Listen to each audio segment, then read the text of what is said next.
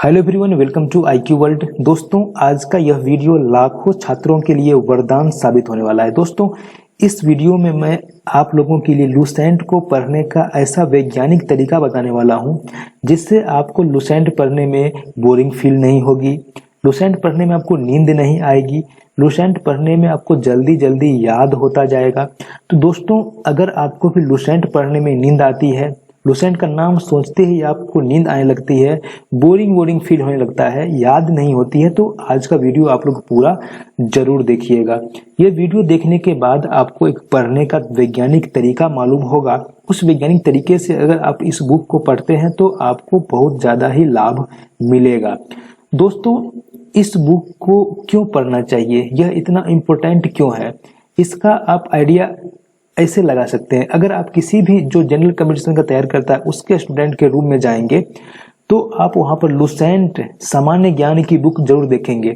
चाहे आप group D की तैयारी करने वाले स्टूडेंट के रूम में जाओ, चाहे कोई स्टेट PCS की तैयारी करने वाले स्टूडेंट के रूम में जाओ, या SSC वाले के रूम में जाओ, बैंकिंग वाले के रूम में जाओ, या UPSC की तैयारी करने वाले स्टूडेंट के रूम में जाओ, आपको लुसेंट की किताब जरूर मिलेगी वहां पर रखी हुई। इसी से आप आइडिया लगा सकते हैं कि लुसेंट की जो बुक है वो कितनी महत्वपूर्ण किताब है। दोस्तों, यह बुक गागर में सागर है, ठीक है। इस बुक को आपने कभी अच्छे से पढ़ा ही नहीं है। आपके यहाँ भी बुक रखी होगी, 4 साल 5 साल से बुक रखी होगी, लेकिन आपने कभी भी इस बुक को पूरा याद नहीं किया होगा, समझा नहीं होगा। तो दोस्तों, आज का वीडियो आप लोग पूरा देखिएगा। आपको यहाँ पर पता चलेगा कि लुसेंट जो पढ़ते हैं तो पढ़ने से नींद क्यों आती है और नींद किस तरीका से पढ़ा जाए कि ना आए और जल्दी याद भी हो जाए। तो इस वीडियो को आप लोग पूरा जरूर देखिएगा। दोस्तों, वीडियो स्टार्ट करने से पहले हम लोग लुसेंट में क्या क्या यहाँ पर कंटेंट है उसके बारे में बात कर लेते हैं। देखिए, लुसेंट सामान्य ज्ञान में इतिहास है, ठीक है, भूगोल है, अर्थव्यवस्था है, संविधान है, विज्ञान है और विविध है, ठीक है। यहाँ पर 6 टॉपिक वहां पर दिए गए हैं। 6 टॉपिक में भी अंदर में भी बहुत सारे चीज है। यहाँ पर इतिहास में प्राचीन इतिहास है, मध्यकालीन इतिहास भी है, आधुनिक इतिहास भी, विश्व इतिहास भी यहाँ पर कवर किया गया है। वो भी 1 लाइनर फॉर्म में कवर किया गया है, काफी शानदार तरीके से। भूगोल में भारत का भी भूगोल कवर किया गया है और विश्व का भूगोल भी कवर किया गया है। अर्थव्यवस्था में पूरा कवर किया गया है, संविधान में भी। और दोस्तों, विज्ञान में फिजिक्स, केमिस्ट्री और बायोलॉजी तीनों के यहाँ पर बहुत ही अच्छे ढंग से दिया गया है। विविध में देखिए साइंस एंड टेक्नोलॉजी दिया गया है, विविध अलग से एक टॉपिक दिया गया है, खेल कूद दिया गया है और कंप्यूटर दिया गया है। यानी कि एक भी ऐसा टॉपिक नहीं है जिसको कि यहाँ पर स्किप किया गया हो। सारे टॉपिक, जनरल कंपटीशन में जितने टॉपिक पूछे जाते हैं सारे टॉपिक इस बुक में कवर किए गए हैं। वो भी बहुत ही अच्छे ढंग से, सिस्टमेटिक ढंग से कवर किए गए हैं। बहुत अच्छे ढंग से आप पढ़िएगा तो आपको पता चलेगा। कभी आपने लुसेंट को अच्छे ढंग से पढ़ाई नहीं है, समझ के पढ़ाई नहीं है, रट्टा मारा है। अब देखिए दोस्तों, अगर आप हमारे चैनल पे नए हैं तो सब्सक्राइब कर लीजिएगा, ठीक है, और वीडियो को लाइक और शेयर जरूर कर दीजिएगा। चलिए देखते हैं आगे। दोस्तों, अब मैं आप लोगों को एक बहुत सारे यहाँ पर ट्रिक और टिप्स बताने वाला हूँ, वैज्ञानिक तरीका बताने वाला हूँ, और क्या करना चाहिए क्या नहीं करना चाहिए वो भी मैं आप लोगों को बताने वाला हूँ। तो आप लोग इस वीडियो को पूरा जरूर देखिएगा। देखिए, सबसे पहली बात आपको ये चीज ध्यान में रख के चलना होगा कि कोई भी अगर यूट्यूबर कोई भी वीडियो में अगर आपको बताता है कि लुसेंट को 30 दिन में कैसे याद करें, लुसेंट को 15 दिन में कैसे याद करें, लुसेंट को 20 दिन में कैसे याद करें, तो वो सब गलत है। आप इतना चीज ध्यान में रखेंगे कि लुसेंट को 30 दिन में याद करना, समझ करके याद करना संभव नहीं है। 100% संभव नहीं है कि लुसेंट को 30 दिन में आप समझ करके याद कर लें। आपको आइडिया लगे गया होगा, 5 साल से आपके रूम में किताब रखा हुआ है लेकिन आपने अभी तक उसको याद नहीं किया है, तो इसी से आप आइडिया लगा सकते हैं। तो अगर कोई यूट्यूबर आपको बोल रहा है कि लुसेंट को 15 दिन में कैसे याद करेंगे, ये शानदार तरीका सीख लो, ये सीख लो, वो सीख लो, तो उस पर आपको ध्यान नहीं देना है। यहाँ पर जो मैं बता रहा हूँ वो आपको करना है, 100% यहाँ पर कारगर साबित होगा। देखिए, सबसे पहले करना क्या है आपको कि एक टारगेट सेट कीजिए। सबसे पहले आप क्या करना है, एक टारगेट सेट कीजिए। क्या टारगेट सेट करना है वो मैं आपको बता देता हूँ। आपको क्या करना है कि मान लीजिए कुल 350 पेज लुसेंट में है, ठीक है, 350 पेज के आसपास लुसेंट में है, तो करना क्या है आपको, डेली 7 पेज पढ़ना है। ठीक है, डेली 7 पेज पढ़ना है, जिससे कि आपको 50 दिन में लूसेंट खत्म हो जाए। दोस्तों 7 पेज को समझ करके पढ़ने के लिए आपको 3 से 4 घंटा लगेगा। ठीक है, 3 से 4 घंटा अगर आप डेली पढ़ने में सक्षम है तो आप डेली 7 पेज उठा लीजिए। अगर सक्षम नहीं है तो डेली 4 पेज, 3 पेज, 5 पेज भी पढ़ सकते हैं। जितना सक्षम है आप उतना पढ़ सकते हैं, लेकिन आपको 3 से 4 घंटा डेली लूसेंट को पढ़ना चाहिए अगर आपको अच्छा करना है, याद करना है तो डेली 7 पेज का टारगेट बनाइए, जिससे कि 50 दिन में लूसेंट को पहली बार खत्म कर सकें। डेली 7 पेज पढ़ने हैं, 50 डे में पहली बार, अगर आप पहली बार लूसेंट को पढ़ रहे हैं तो 50 दिन में खत्म करना है। फिर एक बार अगर 50 दिन में खत्म कर दिया आपने, फिर 30 दिन का टारगेट बनाइए। अब क्या करना है, 30 दिन का, यानी कि एक दिन में 10 पेज का टारगेट बनाइए। पहली बार 7 पेज का बनाइए, अगर आपको संभव नहीं है 3-4 घंटे पढ़ने का तो आप 5 पेज का टारगेट बना लीजिए। दूसरी बार में 7 पेज बनाइए, तीसरी बार में 10 पेज बनाइए। ठीक है, तो दूसरी बार में 30 दिन का टारगेट बनाइए, यानी कि एक दिन में 10 पेज। ठीक है, अब देखिए कोई भी टॉपिक के बाद 3-4 ब्लैंक पेज, यानी कि 3-4 जो है सादा पेज चिपका दें। जैसे मान लीजिए कि इतिहास पढ़ लिया आपने, तो इतिहास मान लीजिए कि 30 पेज का है। ठीक है, 30 पेज आपने पढ़ लिया तो 30 पेज के बाद जो है 4-5 पेज जो है वो चिपका दीजिए। ठीक है, सादा पेज। उससे क्या होगा आपको कि जिससे पढ़ते समय कुछ एक्स्ट्रा फैक्ट, मान लीजिए कुछ इंटरनेट आप देख रहे हैं, इंटरनेट से कुछ एक्स्ट्रा फैक्ट मिला इतिहास से संबंधित, तो उसमें नोट करते जाइए, 3-4 पेज में नोट करते जाइए, जिससे एक्स्ट्रा फैक्ट भी उसमें आता रहे। ठीक है, अब देखिए तीसरा पॉइंट क्या करना है आपको, ये देखिए पहली बार पढ़ते समय अंडरलाइन नहीं करें। आपको पहली बार अगर आप लूसेंट को पढ़ें तो उसमें अंडरलाइन नहीं करना है।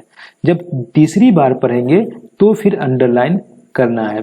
पहली बार में अंडरलाइन क्यों नहीं करना है? पहली बार में आप अगर पढ़ते हैं तो आपको जितने भी फैक्ट दिए हुए हैं सारे फैक्ट इंपोर्टेंट लगेंगे, आपको सारे में अंडरलाइन करना पड़ेगा। लेकिन ऐसा नहीं करना है, आपको अंडरलाइन उसी में करना है जो काफी इंपोर्टेंट हो। ये कब मालूम चलेगा? जब आप 2-3 बार पढ़ लेंगे तब आपको मालूम चलेगा कि हाँ ये इंपॉर्टेंट है, ये इंपॉर्टेंट नहीं है। तो आपको क्या करना है, जब तीसरी बार पढ़ेंगे लूसेंट को, उस टाइम आपको क्या करना है, अंडरलाइन करना है या हाईलाइट करना है, जो भी इंपॉर्टेंट यहाँ पर आपको लगे। ठीक, अगला पॉइंट क्या है कि पढ़ते समय एक टॉपिक खत्म होने के बाद ही दूसरे टॉपिक में हाथ लगाना है। ऐसा नहीं कि आज पढ़ लिए इतिहास, आज पढ़ लिए हिस्ट्री, कल पढ़ लिए पॉलिटी, परसों पढ़ लिए केमिस्ट्री, 2 पेज सब में पढ़ लिए, सब हो गया लास्ट में खिचड़ी। ठीक है, तो ऐसा नहीं करना है आपको। अगर आपने इतिहास उठाया है तो पहले प्राचीन पढ़िए, फिर मध्यकालीन पढ़िए, फिर आधुनिक पढ़िए, फिर विश्व इतिहास पढ़िए, उसके बाद ही आपको पॉलिटी या ज्योग्राफी उठाना है। ठीक है, तो ऐसा करने से आपको क्या होगा कि एक रेगुलरिटी बना रहेगा कि इतिहास में ये आपको, जैसे प्राचीन भारत पढ़ लिया आपने तो फिर मध्यकालीन पढ़ने से आपको प्राचीन से रिलेटेड सारी चीज आपको रिवाइज होते रहेंगे। तो ये पढ़ने का तरीका है कि अब एक टॉपिक को खत्म करने के बाद ही दूसरा टॉपिक को उठाएंगे। ठीक है, पढ़ते समय अगर बोरियत फील हो, मान लीजिए पढ़ रहे हैं, पढ़ते समय पढ़ने का मन नहीं कर रहा है, नींद आ रही है, तो आपको क्या करना है, विविध, जो लूसेंट में विविध का सेक्शन है वो उठा करके पढ़ना स्टार्ट कीजिए। उसमें क्या होगा कि आपको इंटरेस्टिंग लगेगा, नींद नहीं आएगी। आपको जब जब बोरियत फील हो तब तब विविध उठा लें, या नहीं तो करंट की एक बुक रख लें। करंट की एक बुक को आप साथ में रखें, जैसे बोरियत फील हो फिर करंट पढ़ना स्टार्ट कर दें। ठीक है, तो आपको यहाँ पर बोरियत फील नहीं होगी। जैसे 10 मिनट करंट पढ़ेंगे फिर से आप लूसेंट पे आ जाइए। इस तरीके से आप पढ़ सकते हैं। देखिए ऑब्जेक्टिव लूसेंट जो आता है, वस्तुनिष्ठ सामान्य ज्ञान लूसेंट का, उसको भी आपके पास होना चाहिए। वस्तुनिष्ठ जो सामान्य ज्ञान है लूसेंट का, वो भी आपके पास होना चाहिए। क्यों होना चाहिए? क्योंकि जैसे कोई लूसेंट से टॉपिक पूरा होता है तो उस टॉपिक का जो बाद में प्रैक्टिस कीजिएगा, तो ये वस्तुनिष्ठ सामान्य ज्ञान से उसको प्रैक्टिस करना है। ठीक है, इसलिए ऑब्जेक्टिव लूसेंट आपके पास होने चाहिए। मान लीजिए प्राचीन भारत आपने पढ़ा, प्राचीन भारत मान लीजिए पढ़ा आपने 3 दिन में, तो 3 दिन के बाद जो आपका शाम का समय होगा उसमें आपको प्राचीन भारत का ऑब्जेक्टिव लूसेंट से प्रैक्टिस करना है कि कौन कौन क्वेश्चन बन रहे हैं, कौन कौन छूट रहे हैं। जो क्वेश्चन आपको लग रहा है कि क्वेश्चन लूसेंट से बाहर के क्वेश्चन है तो उसको आप लोग वहीं से याद कर लीजिए। ठीक है, उसके बाद देखिए सबसे रामबाण तरीका है लूसेंट पढ़ने का, याद रखने का, कि रिवीजन ज्यादा से ज्यादा करें। रिवीजन अगर ज़्यादा ज़्यादा कीजिएगा तो ही आपको लुसेंट याद रह पाएगा, नहीं तो आप कोई भी चीज़ को भूल जाइएगा। अब एक और पॉइंट है कि कोई भी डाउट हो तो इंटरनेट का सहारा जरूर लें।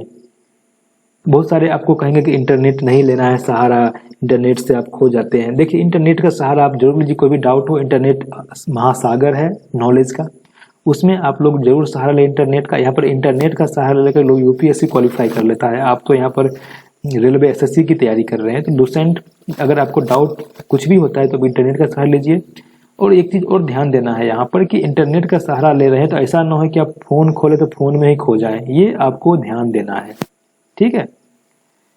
अब देखिए इंटरनेट का सहारा लेना कैसे है, कैसे लुसेंट को इंटरेस्टिंग बनाना है, वो भी हम लोग देख लेते हैं, एग्जाम्पल के थ्रू देखेंगे। देखिए जैसे मान लीजिए एग्जाम्पल देखिए, जैसे मान लीजिए कि आप लुसेंट पढ़ रहे हैं और आपने पढ़ा कि भारत की सबसे बड़ी तटीय झील यानी कि समुद्र तट के साथ में लगा हुआ कोई झील है, तटीय झील चिल्का झील है जो उड़ीसा में है। उड़ीसा समुद्र के किनारे बसा हुआ राज्य है और चिल्का झील उड़ीसा में जो तटीय झील है, ठीक है, जो खारे पानी के एक लेगून झील है। अब देखिए आपको ये दिमाग में आना चाहिए कि ये लेगून झील क्या होता है। तो अब जैसे ही लेगून झील यहाँ पर नाम देख रहे हैं तो तुरंत आपको क्या करना है कि आपको इंटरनेट देखना है, लेगून झील क्या होता है। तो इंटरनेट में आपको ये इंटरनेट में क्या करना है, आपको फोटो सर्च मारिएगा। जैसे ही कोई चीज़ सर्च करना है तो आप इमेज सर्च कीजिएगा, इमेज में आपको जल्दी कोई चीज़ अच्छे से समझ में आ जाता है। जैसे इमेज सर्च कीजिएगा तो आप देखिए इस टाइप का इमेज आएगा, उसमें लिखा हुआ मिलेगा कि जैसे समुद्र का पानी पहले यहाँ तक था, ठीक है। धीरे धीरे क्या हुआ कि जो गाद था समुद्र के किनारे का जलोढ़ मिट्टी, वो सब क्या हुआ कि जमते गया, जमते ये जो पार्ट है ये झील जैसा बन गया, ये पार्ट अलग हो गया समुद्र से। तो समुद्र से अलग हुए पार्ट को, जो कि समुद्र से पहले समुद्र का पार्ट था लेकिन अब क्या होगा, अलग हो गया, इस प्रकार के झील को लेगून झील बोलते हैं। और लेगून झील जो हमेशा समुद्र के तट पे ही होता है, ठीक है। इस तरीके से आप अगर याद करेंगे तो आपको बहुत ही आसानी से याद हो जाएगा कि कौन कौन सा लेगून झील है, कौन कौन सा लेगून झील नहीं है। जो भी समुद्र के साइड में है वो लेगून झील ही रहता है, ठीक है। जैसे एक और एग्जाम्पल देख के समझते हैं हम लोग। जैसे मान लीजिए, देखिए तो मान लीजिए कि आपको यहाँ पर जो सिंधु घाटी सभ्यता का पश्चिमी पुरास्थल दिया हुआ है, 10 नदी किनारे सुतकांडे गोर, इस तरीके से चौहद्दी दिया हुआ है, सिंधु घाटी सभ्यता का चौहद्दी दिया हुआ है। आपको ये समझ, जब तक कि आप मैप नहीं देखेंगे आपको ये समझ में नहीं आएगा। मैप कहाँ से देखना है, मैप देखना है इंटरनेट से। जैसे देखिए मैंने आपको 2 मैप यहाँ पर रख के बताया है। जैसे देखिए ये सिंधु घाटी सभ्यता का पूरा चौहद्दी है। देखिए उत्तर में मांदा है, दक्षिण में दायमाबाद है, पश्चिम में सुतकांडेगोर है और पूरब में आलमगीरपुर है। तो यहाँ पर चौहद्दी आप देख सकते हैं। देखिए यहाँ पर चौहद्दी देख सकते हैं। दायमाबाद देखिए महाराष्ट्र में पड़ता है। ये जो डार्क वाला एरिया है, जो डार्क वाला ये है सिंधु घाटी सभ्यता, ठीक है। अब देखिए सबसे जो दक्षिण में है दायमाबाद है, सबसे उत्तर में जो है सो मांदा जम्मू कश्मीर में है, आलमगीरपुर यूपी में सबसे पूर्वी हिस्सा, और सुतकांडेडोर जो है यहाँ पर सबसे पश्चिमी हिस्सा है जो बलूचिस्तान में पाकिस्तान में पड़ता है, ठीक है। इस तरीके से आप देख के याद करेंगे तो सच याद होगा। जैसे देखिए कुछ यहाँ पर जिज्ञासा भी होना चाहिए, कुछ यहाँ पर डाउट भी होना चाहिए। जैसे देखिए यहाँ पर दिया हुआ है कि जो मौलिक अधिकार है अनुच्छेद 12 से 35 तक है मौलिक अधिकार, ठीक है। अनुच्छेद 12 से 35 तक है मौलिक अधिकार। लेकिन यहाँ पर आप अगर देखेंगे, देखिए यहाँ पर अगर आप देखेंगे तो आपको क्या दिख रहा है, यहाँ पर अनुच्छेद 14 से स्टार्ट किया है और 32 पे खत्म किया है, 31 भी नहीं है बीच में। तो ये सब का क्या हुआ, इसमें क्या था? तो ये सब आपको जिज्ञासा होना चाहिए पढ़ते टाइम कि आखिर इसमें था क्या, अनुच्छेद 12 में क्या था, अनुच्छेद 13 में क्या था। आपको इंटरनेट पे देखना है कि 12-13 में क्या था, क्योंकि 12 से 35 तक जो है यहाँ पर मौलिक अधिकार है। तो 12 में क्या था, अनुच्छेद 31 में क्या है, अनुच्छेद 32 तक तो दिया हुआ है, 33 में क्या था, 34 में क्या था, 35 में क्या था, ये सब आपको देखना है। इसे आपको पता चलेगा कि अनुच्छेद 31 में था जो संपत्ति का अधिकार था, अनुच्छेद 19 के ए में अनुच्छेद 31 में संपत्ति का अधिकार था जिसको हटा दिया गया था, इसलिए यहाँ पे 31 नहीं दिया गया था। तो इस तरीके से पढ़ने से आपको सारी चीज समझ में आएगा, याद हो जाएगा आसान तरीके से। दोस्तों यहाँ पर मैंने जो तरीका बताया आपको, अगर आपको तरीका ये हेल्पफुल लगा, आपको लगा कि इस तरीका से पढ़ने से आपके जो सारे डाउट क्लियर हो जाएंगे, सारे चीज़ आपको नींद नहीं आएगी पढ़ने से, तो आप हमारे चैनल को जरूर सब्सक्राइब कर लीजिएगा, वीडियो को लाइक और शेयर जरूर कर दीजिएगा। Bye bye. Take care, best of luck.